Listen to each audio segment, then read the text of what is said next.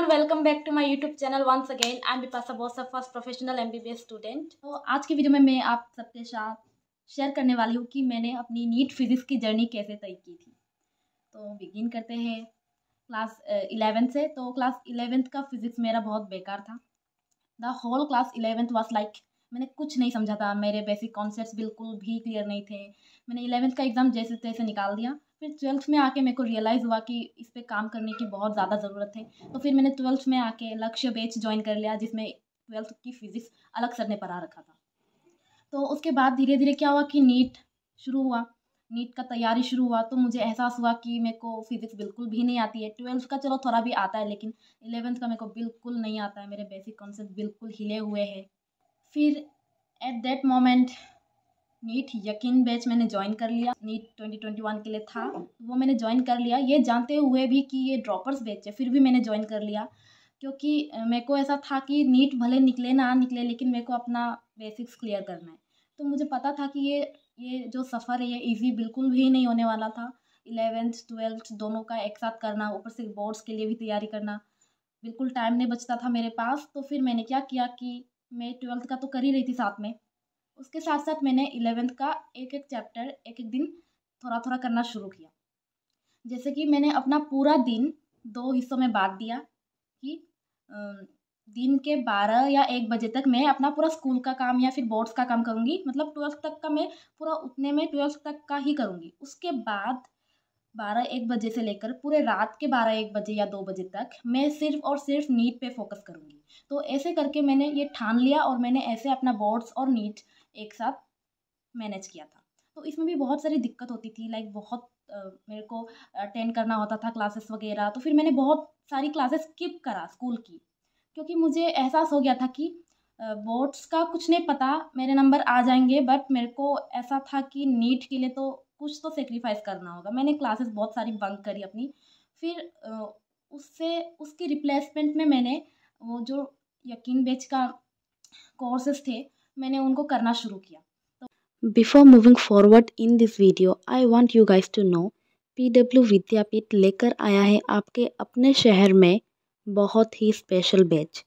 10th board exams नज़दीक आ रहे हैं, जिसको पार कर जेई या नीट 2025 गोल को अचीव करना है।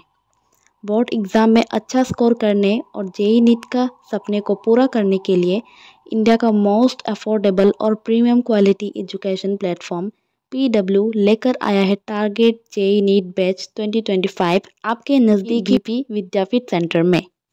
Special offerings are target JEE NEET batch 2025 के साथ आपको प्रोवाइड किया जा रहा है 10th बोर्ड के लिए फ्री रिवीजन क्लासेस ऑफलाइन और ऑनलाइन दोनों मोड में। इस बैच में पढ़ाएंगे कोटा इक्विवेलेंट फैकल्टीज जिन्होंने प्रोड्यूस किए हैं सारे रिजल्ट्स एंड जिनके पढ़ाने का स्टाइल है काफ़ी यूनिक। इस बैच को ज्वाइन करने के साथ मिलेगा आपको स्टडी मटेरियल्स, रेगुलर बेसिस पे होंगे टेस्ट जिसमें आपको मिलेगी ऑल इंडिया रैंकिंग, जिससे आपको अपनी तैयारी की भी रहेगी प्रॉपर ट्रैकिंग। PW विद्यापीठ के साथ ये भी एक एडवांटेज है कि बाय चांस अगर क्लास हो जाती है मिस, तो उस क्लास की रिकॉर्डिंग मिल जाएगी PW ऐप पे। PW समझाता है स्ट्रेस एक बिग चैलेंज होता है स्टूडेंट्स के लिए, जिसको प्रिवेंट करने के लिए PW विद्यापीठ लेकर आया है होलिस्टिक वेलनेस और स्पेशल सपोर्ट सिस्टम। इस बैच में ऑलरेडी इनरोलमेंट है स्टार्ट। बैच इनरोल करने के लिए नीचे दिए गए लिंक पे क्लिक करें, यानी कि मेरी डिस्क्रिप्शन में लिंक दिया गया है, जाकर क्लिक कर ले। एंड बैच रिलेटेड इंक्वायरीज के लिए स्क्रीन पे दिए गए नंबर पे भी आप कांटेक्ट कर सकते हो। एक दिन में 2-2 घंटे के 3 लेक्चर्स, आई मीन 6 घंटे आपके लेक्चर्स देखने में लग जाते थे। पर मेरे को उससे भी ज़्यादा टाइम लगता था, क्योंकि नेट का काम है, ऑफलाइन तो होगा नहीं है। ऑनलाइन बहुत टाइम लग जाता था, लाइक 8-10 घंटे मेरे को वीडियो लेक्चर्स देखने में ही बस लग जाते थे। उसके बाद तो DPPs टेस्ट वगैरह तो अलग ही बात है। तो ऐसा होता था कि मेरे पास 1 घंटा भी नहीं बचता था कि मैं सेल्फ स्टडी करूँ। फिर भी मैंने हार नहीं मानी।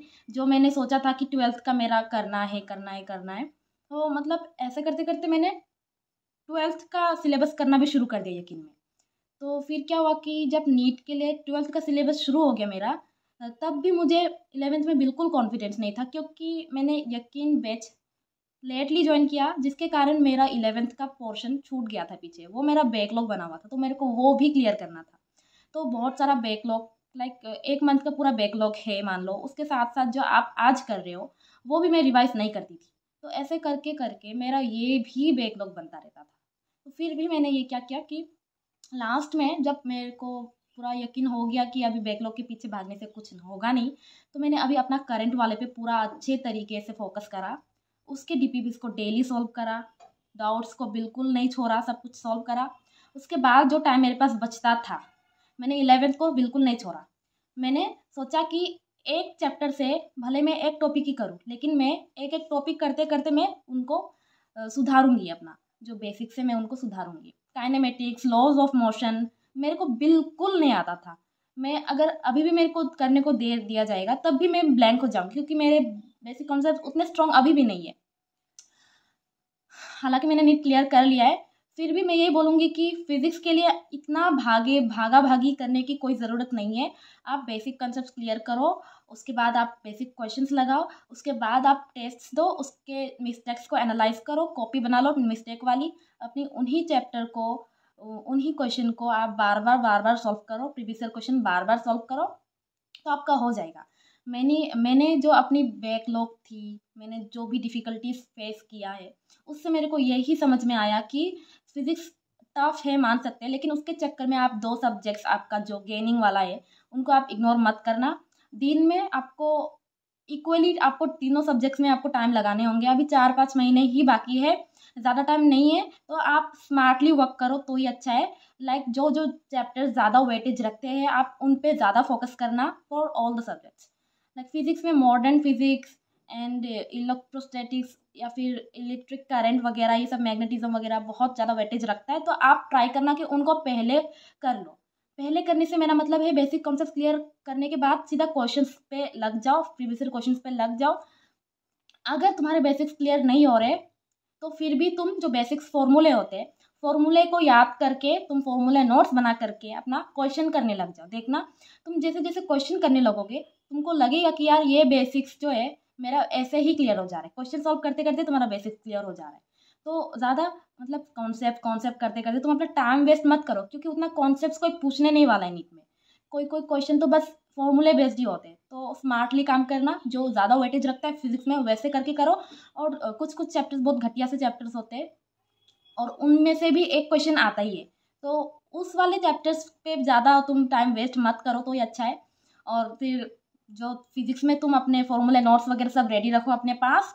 ऐसा नहीं होना चाहिए कि बाद में तुम चैप्टर्स के नोट्स के बीच बीच में से फॉर्मूले निकाल रहे हो कि इधर को मैंने लिखा था। ऐसा कुछ मत करना, गलती बिल्कुल मत करना। तुम फॉर्मूले नोट्स अपने हाथों से अपने तरीके से बनाओ और उन्हीं को बार बार रिवाइज करो।